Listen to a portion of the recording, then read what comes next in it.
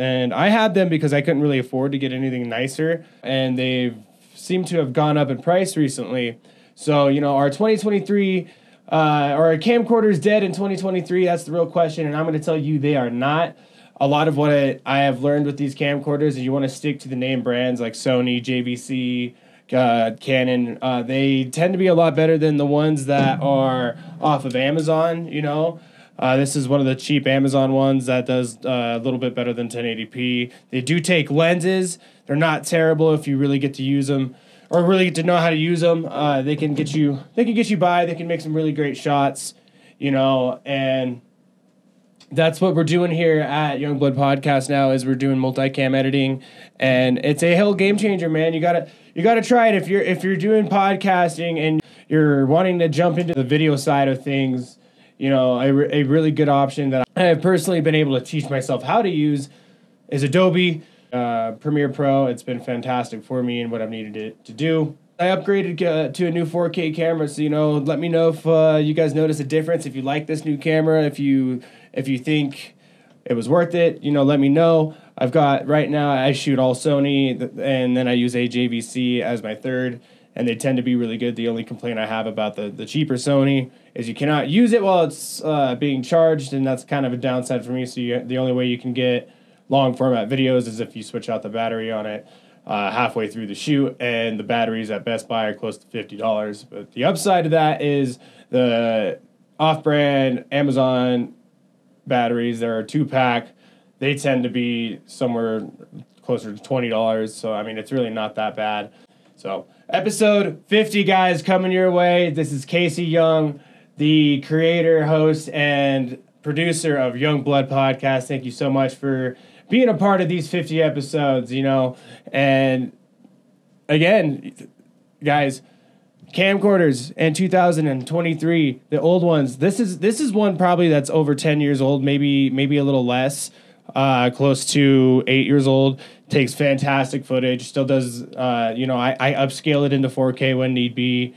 You know, as long as I can get the lighting right with these things and whatnot, and that's the main problem you're going to run into is getting your lighting right and getting them all to look pretty similar. You know, I still struggle with that, and I still play. I'm not a professional videographer by any means, but I have learned to make some adjustments, and I have learned some small tips and tricks via YouTube. You know, I'm very impressed with what I've been able to find on YouTube and what's helped me within this process, you know. And if you want to see more about that, there's Youngblood Podcast. It's live. There's full episodes where I do briefly touch on that, you know. And the crazy thing is here at the show, you know, we're getting more traction every day, and it sucks when it slows down because that's a direct result of me not doing what I should be doing on the YouTube and whatnot. And as long as I stay diligent and I keep posting and I keep improving, I'll keep growing. So, you know, thanks for being a part of this growth and journey with me. You know, happy Friday, guys. I've got a great episode coming out for you. I'm going to have some shorts for it coming out first because mainly it's a close to 2-hour episode. And with this new multi-camera editing process, you know, it is very, very, very time intensive. So it takes me a lot more time than it used to get these episodes out. So yeah, let me know in the comments below if you did happen to check out this video, if you have used this camera for podcasting, what you think of it, you know, and I will be sure to use the crap out of it. You know, this is now my main workhorse of a camera. So far has been absolutely great, and we'll see how this footage turns out on this new practice run. I didn't get a chance to really play with the settings with episode 50. I just kind of let it do its thing. I put it all on auto, and that's also the very nice thing about this camera. It is not necessarily a professional grade camera, but it is a very high grade personal use camera that has a lot of features that will get you by, you know, to shoot professionally or close to it with professional results. That's the Sony AX53, and I'm also using Sony HDR 405. So this is the Sony HDR 405, and this is the AX53. So far, two fantastic cameras.